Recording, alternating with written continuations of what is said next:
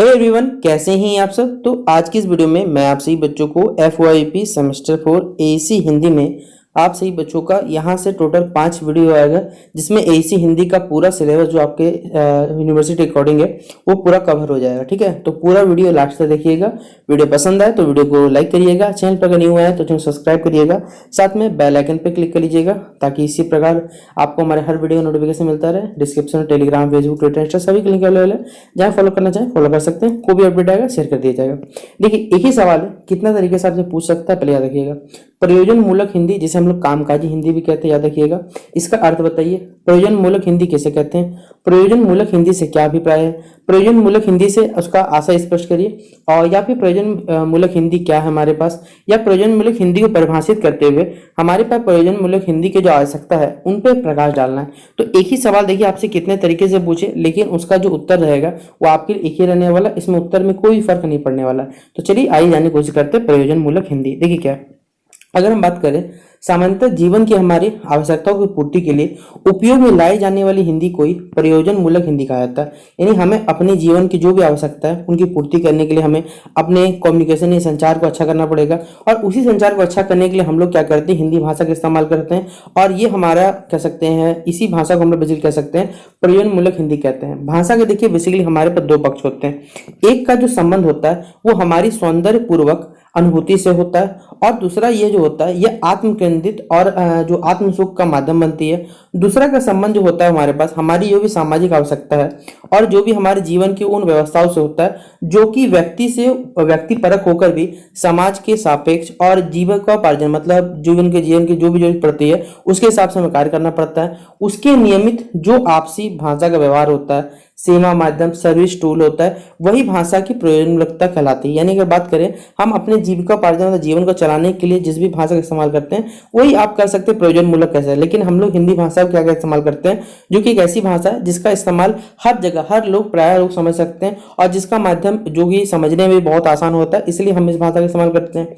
प्रयोजन मूलक हिंदी का तात्पर्य सेवा माध्यम के इसी रूप से प्रायित होना जान पड़ता है। शिक्षित वर्ग हो अशिक्षित वर्ग हो, एक विशेष प्रयोजन की सिद्धि के लिए अंग्रेजी भाषा का इंग्लिश का प्रयोग, अंग्रेजी भाषा का जो इंग्लिश होता है, इंग्लिश लिखा गया माफ करिएगा, ठीक है, इंग्लिश होगा यहाँ पर प्रयोग करते हैं। हम भी यह कह सकते हैं कि भाषा का जो समाज होता है वो सापेक्ष रूप से उसे प्रयोजन बना देता है, उसका जैसा पड़ता है उसके हिसाब से प्रयोजन बना सकता है। तो प्रयोजन मूलक अगर बात करें हिंदी, अब अंग्रेजी का जो शब्द आता है जिसे हम इंग्लिश में कहते हैं फंक्शनल हिंदी, इसका पर्याय मतलब इसका हिंदी में निकालिएगा तब क्या निकलेगा, फंक्शनल हिंदी जिसे कहा जाता है। इस दृष्टि से देखें तो इसका अर्थ होता है कि ऐसी विशेष संधि जिसका उपयोग किसी विशेष प्रयोजन के लिए किया, यानी एक ऐसा भाषा एक ऐसा हमारे पास हिंदी जिसका हम लोग इस्तेमाल कोई खास प्रयोजन के लिए कोई खास काम के लिए कर रहे हैं, उसे हम लोग क्या कह सकते हैं, प्रयोजन मूलक हिंदी के नाम से जान सकते हैं। इसे कामकाजी या फिर व्यवहारिक हिंदी कहना भी कोई उचित होगा कि आप इसे इस नाम से भी कहा जा सकता है। इसका तात्पर्य यह है कि हमारे दैनिक जीवन में कार्य साधन के लिए प्रयोग की जाने वाली हिंदी को हम लोग क्या कहते हैं, प्रयोजन मूलक हिंदी कहते हैं। यानी हमारे दैनिक जीवन में हम क्या करें, कोई भी कार्य कर रहे हैं, उस कार्य में प्रयोग होने वाली भाषा हमारी हिंदी जो है उसी का प्रयोजन मूलक हिंदी कह सकते हैं। लेकिन प्रयोजन मूलक हिंदी को व्यवहारिक हिंदी के रूप में स्वीकार करने में हमें कुछ कठिन है। देखिए, हम इस्तेमाल कर रहे हैं इसका कि कोई काम के लिए, चलिए ठीक है, लेकिन अगर अपने व्यवहारिक जीवन में इसका इस्तेमाल करते हैं तो हमें कुछ कठिनाई का सामना करना पड़ता है। जैसे बताया हुआ है कि व्यवहारिक हिंदी में हमारे पास व्याकरण बेसिकली जो ग्रामर हमारे पास उसकी अनिवार्यता जो है उपस्थित नहीं रह सकती, क्योंकि यह पूर्णतः व्याकरण के सम्मत ना होकर उसके व्यवहार पर क्या होती है, आधारित होती है, ना कि उसके व्याकरण पर होती है। इसके विरुद्ध अगर हम लोग बात करें जो प्रयोजन मूलक भाषा के शासन प्रशासन के संपर्क एवं संप्रेषण के भी अंग होते हैं, उसमें व्याकरण सम्मत शुद्ध, इसमें आपको व्याकरण संबंध चाहिए, शुद्ध भाषा चाहिए, सामाजिक भद्रता का यहाँ पर आग्रह होता है। इसलिए विद्वानों ने कहा है कि व्यवहारिक हिंदी की तुलना में जो प्रयोजन मूलक हिंदी होता है, शब्द का प्रयोग अधिक सार्थक यहाँ पर समझा जाता है हमारे पास, कि ये अधिक ही क्या हमारे पास इसका सार्थक समझा जाएगा। फिर अगला पॉइंट आप लिख सकते हैं कि विश्व में मानव सभ्यता, संस्कृति तथा ज्ञान विज्ञान की जो उन्नत धरोहर को अक्षुण्ण करने में भारतवर्ष का जो योगदान रहा है उसमें भाषिक दायित्वों के निर्वाह स्वरूप भारतीय भाषाओं की समनव हिंदी भाषा की अहम भूमिका है। यानी अगर हमारे भारतीय सभ्यता की बात करें तो उसमें हिंदी का एक अहम योगदान है। हिंदी भाषा ने हमें देश विदेश बोलिए या फिर लोगों से जुड़ने का एक अच्छा खासा मौका दिया है। इसी भाषा से देखिए हमारी पूरी कह सकते हैं भारत, हमारा भारत भी चलता है। हिंदी एकमात्र ऐसी भाषा है जिसने भारतीय साहित्य को, हमारे कला को, ज्ञान एवं संस्कृति को न सिर्फ सघन आर्थिक अभिव्यक्ति प्रदान की है बल्कि अनुरक्षा करते हुए उसे नित्य क्या किया है, ज्ञात्मक भी बना रखा है। आंतरिक संरचना की इसकी सौंदर्यशीलता, भाव भंगिमा यहाँ पर गहनता होगी, अभिव्यक्तियों की तीव्रता तथा शैलियों की जो विविधता है को समेटे हुए हिंदी साहित्य जो है वो कई उन्नत रूप में क्या है, प्रभावमान है। आधुनिक युग में बात करें तो विज्ञान तथा जो प्रौद्योगिकी है कि अभूतपूर्व प्रस्फुटन और फैलाव के कारण हिंदी भाषा की उपयोगिता तथा प्रयोजनमुक्तता कई नए क्षेत्रों में स्वयं सिद्ध होने के कारण उसके नई प्रयुक्ति के रूप में उभर कर सामने आई है, जिसने प्रयोजन मूलक हिंदी सर्वोपरि मान्य क्या रखा हुआ है। ठीक है, और हमारे भारत में जो विज्ञान तथा टेक्नोलॉजी, साइंस एंड टेक्नोलॉजी में प्रस्फुटन एवं फैलाव कारण इसको अभिव्यक्त करने के माध्यम में हिंदी को अपने आप को सर्वथा नवीनतम रूप में ढालने की सख्त आवश्यकता यहाँ पर महसूस भी हुई है। ऐसा नया रूप जो विज्ञान तथा टेक्नोलॉजी के जो भी हमारे गुणसूत्र हैं, जो फॉर्मूलेज हैं, सिद्धांत है, नवीनतम प्रयोगों, विधियों एवं भाषिक संरचनाओं को वैज्ञानिक रूप में यथास्थितित कर सके। यानी आप जैसे आपने देखा होगा कि कोई भी लॉ है, आप लॉ को इंग्लिश में पढ़िएगा या जो नियम रहते हैं आपको थोड़ा समझने में दिक्कत आता है, लेकिन अगर आप वही चीज हिंदी में समझते हैं तो देखिए आपको कितना आसान हो सकता है। तो हिंदी इन भाषाओं में भी हमारे पास साइंस एंड टेक्नोलॉजी में भी बहुत एक अहम रोल प्ले करता है। पश्चिम से ही नई टेक्नोलॉजी हो, भौतिक शास्त्र हो, रसायन हो, कंप्यूटर हो, इंजीनियरिंग हो, अंतरिक्ष विज्ञान हो, इलेक्ट्रॉनिक हो, दूरसंचार आदि कई क्षेत्रों में संबंध तकनीकी तथा प्रयोजन मूलक और प्रयोग की जरूरत पड़ती है। और इसी के साथ साथ हमें प्रशासन, विधि, दूरसंचार, व्यवसाय, वाणिज्य, खेल कूद, पत्रकारिता आदि संबंधित जो भी हमारी पारिभाषिक शब्दावली है एवं जो संकल्पनाओं के पुनर्स्थापन हो गया, पुनर्नियोजन करना, पुनरुत्थान हो गया, इसमें हिंदी भाषा हेतु एक अहम आवश्यकता बनकर हमारे पास उभरी है।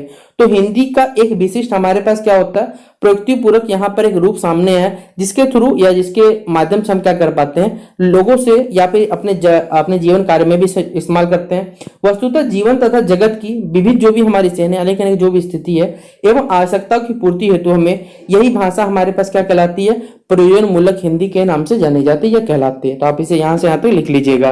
तो पहला हमारा जो टॉपिक होता है प्रयोजन मूलक हिंदी, ये कंप्लीट होता है। ये पेपर में आपका 15 नंबर का सवाल पूछा जाएगा, तो आप इसे अपने हिसाब से थोड़ा बड़ा चढ़ा के लिखना चाहें लिख सकते हैं। हमने इसे समझा दिया, अब आपका काम है देखिए इसे अपने हिसाब से बना के लिखिएगा या इसे भी लिख सकते हैं, कोई आपको दिक्कत नहीं है। अगला देखिए हमारे पास क्या आता है, ज्ञापन। ठीक है, इसे अगर मैं सही हूं तो इसे इंग्लिश में मोमेरेंडम कहा जाता है। ठीक है, अगर मैं सही हूं तो ठीक है, अगर गलत भी होगा तो आप लोग कमेंट बॉक्स में बता सकते हैं इस इंग्लिश में क्या कहा जाता है। ठीक है, तो ज्ञापन जो होता है बेसिकली आधिकारिक अंतर विभागीय संचार का एक हमारे पास क्या होता है, यानी ऑफिशियल एक विभाग का बेसिकली संचार एंड कम्युनिकेशन का रूप होता है, जिसका उपयोग जो होता है आवश्यक निर्णय या जानकारी देने के लिए किया जाता है। ज्ञापन को औपचारिक, देखिए दो प्रकार से कंडीशन आते हैं, एक फॉर्मल एक इनफॉर्मल। तो औपचारिक हो गया फॉर्मल रूप से एक कदम नीचे मनाते हैं, फॉर्मल से एक नीचे है, और इसमें अक्सर जो होता है विशिष्ट बैठक हो गए, परियोजना हो गए, नीति या अनेक के लिए आवश्यकता कह सकते विवरण होते हैं। तो ज्ञापन है क्या, हम क्या समझे, तो ज्ञापन की परिभाषा यह है कि अगर हम बात करें यह अनिवार्य रूप से संचार। ज्ञापन मतलब अगर हम इसे शॉर्ट में पता क्या कहते हैं, एक तो मेमोरेंडम भी कहते हैं, शॉर्ट में मेमो कहा जाता है। मेमो मतलब आप लोग देखते होंगे कि कोई जो विज्ञापन जारी होता है तो उसमें देखिए सारी के सारी इन्फॉर्मेशन दिया रहता है, उसे आप इंग्लिश के टर्म में समझिएगा तो वही कहलाता है हमारे पास। ठीक है, तो ज्ञापन या संक्षेप में जो ज्ञापन संचार का एक तरीका होता है जिसमें हमारी जो भावी पीढ़ी है उनके लिए रिकॉर्ड भी किया जा सकता है। ज्ञापन आमतौर पर तब जारी किए जाते हैं जब किसी कंपनी नीति या उसकी किसी परिणाम महत्वपूर्ण परिवर्तन किए होंगे, यानी कोई भी चेंजेस आते हैं कि हाँ इस कंपनी में ये होने वाला है या नया रिक्रूटमेंट होता है, कुछ भी होता है, तो वहां पर आपसे बच्चों को ज्ञापन देखने को मिलता है। अगर हम बात करें ज्ञापन का जो उद्देश्य है, ज्ञापन में कई उपयोग हो सकते हैं और इसकी बहुमुखी जो प्रतिभा है और आधिकारिक क्षमता कारण हमें इसे संगठन के अक्सर जो कह सकते इस्तेमाल कर सकते हैं। जैसे हमारे पे कुछ उपयोग बताए हुए हैं, जैसे क्या है, किसी विशिष्ट प्रक्रिया का ज्ञान हस्तांतरित करने का तरीका, यानी कोई हमारे पास खास प्रोसेस है जिसका हमें नॉलेज क्या करना है, ट्रांसफर करना है, तो आप बता सकते हैं ऐसे ऐसे करना चाहिए हमें। किसी परियोजना पर विशिष्ट, कोई परियोजना चल रही है, कोई प्रोजेक्ट है, उस पर आपको जानकारी देना आप दे सकते हैं इसके थ्रू। फिर विशेष जानकारी का अनुरोध करने हैं तो हम लोग कर सकते हैं, या किसी मामले पर हमें क्या करना है, सुझाव देना है। ये पॉइंट देखिए नीचे होना चाहिए तो माफ करिएगा कि किसी विशिष्ट अधिकारी का रिपोर्ट करना हो, या बधाई देना हो या सकारात्मक समाचार देने के लिए हम लोग क्या कर सकते हैं, विचारों को साझा करने के लिए भी हम लोग ज्ञापन का क्या कर सकते हैं, इस्तेमाल कर सकते हैं। तो ये हमारे पास क्या कहलाता है बच्चों, ज्ञापन कहलाता है। अगला जो टॉपिक है हमारे पास, तो अगला जो टॉपिक हमारे पास है वो है प्रतिवेदन। तो प्रतिवेदन जो है हमारे पास, प्रति जोड़ विद, दो शब्दों के जोड़ने के बाद से ये जो शब्द है हमारे पास बना है, जिसका मतलब होता है समस्त यानी पूरी जानकारी रखना। यानी हमारे पास किसी चीज की पूरी जानकारी रखना क्या कहलाता है, प्रतिवेदन कहलाता है। प्रतिवेदन में विशेष कार्य की जानकारी तो दी जाती है, साथ ही साथ उसमें जो विभिन्न सुझाव होने चाहिए कि क्या करना चाहिए क्या नहीं करना चाहिए भी बताना चाहिए। साथ ही संतोषजनक जवाब भी यहाँ पर दिया जाता है कि हाँ लोग इसे पढ़ के इसमें से संतुष्ट हो सकते हैं कि हाँ इसमें बताया गया सब कुछ इसमें क्लियरफाई होता है। जैसा कि हम सभी जानते हैं कि देश विदेश में कई घटनाएं होती रहती है, जिसको जानने के लिए हम क्या होते हैं, इच्छुक होते हैं। इसके लिए जिसके लिए उस घटना का परीक्षण निरीक्षण यानी इसमें छानबीन होना चाहिए की आवश्यकता होती है। जो सरकारी और गैर सरकारी संस्था या उसके द्वारा नियुक्त जो भी एक या एक से अधिक व्यक्ति द्वारा किया जाता है, एक ऐसी व्यक्ति या व्यक्तियों द्वारा जो प्रस्तुत क्या कहते हैं विवरण होता है, उसी विवरण को हम लोग क्या कहते हैं, प्रतिवेदन कहते हैं। इन प्रतिवेदन बेसिकली हमारे पास क्या है, डॉक्यूमेंट बोल सकते हैं या एक ऐसा हमारे पास आर्टिकल है जिसमें सब कुछ जानकारी मिलता है कि यहाँ क्या है, क्या हुआ था, क्या कारण था, किस वजह से घटना हुआ था। तो ये सब कुछ हमें किसमें जानकारी देखने को मिलता है, प्रतिवेदन में देखने को मिलता है। अब प्रतिवेदन जब भी लिखाया जाता है तो देखिए उसमें कुछ कंडीशंस लगाए जाते हैं कि आपको कौन से बातों ध्यान रखना चाहिए। इसलिए प्रतिवेदन लिखते समय कुछ बातों पर हमें विशेष ध्यान देना चाहिए, जिसमें पहला है प्रतिवेदन जो होना चाहिए वो हमेशा संक्षिप्त होना चाहिए। ये नहीं कि भाई 5 पन्ना करें, आपको एक ही पेज में क्या करना है, बहुत अच्छे से लिखना है ताकि लोग उसे अच्छे से पढ़ के समझ सके।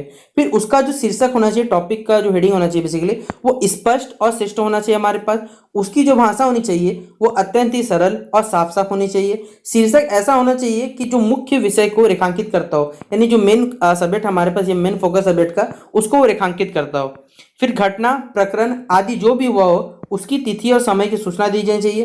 प्रतिवेदन में केवल जो भी महत्वपूर्ण तथ्य है उनको ही लिखना चाहिए। कोई भी घटना प्रकरण या किसी छानबीन की मुख्य जो भी बातें हैं वो सब कुछ उसमें इंक्लूड होने चाहिए। निर्णय क्या लिया गया या कौन सा कार्य था जिस पे से ये घटना हुआ, ये सब कुछ हमें प्रतिवेदन में इंक्लूड करना पड़ता है। तो ये हमारा आज का टॉपिक था, प्रतिवेदन हमने पढ़ लिया, ज्ञापन पढ़ लिया, प्रयोजनमूलक हिंदी। 3 टॉपिक हमने आज के इस वीडियो में कवर कर लिए। नेक्स्ट वीडियो में 3 या 4 टॉपिक जो आपके सिलेबस के अकॉर्डिंग है वो सब के सब हम लोग कवर करते चलेंगे और उम्मीद है देखिए कि 5 वीडियो में पूरा सिलेबस आपका एसी हिंदी का कंप्लीट करा दिया जाएगा। बाकी अगर आपको ये वीडियो पसंद आया तो शेयर और लाइक करने कमी मत करिएगा। मिलते हैं नेक्स्ट वीडियो पे, तब तक के लिए जय हिंद जय भारत।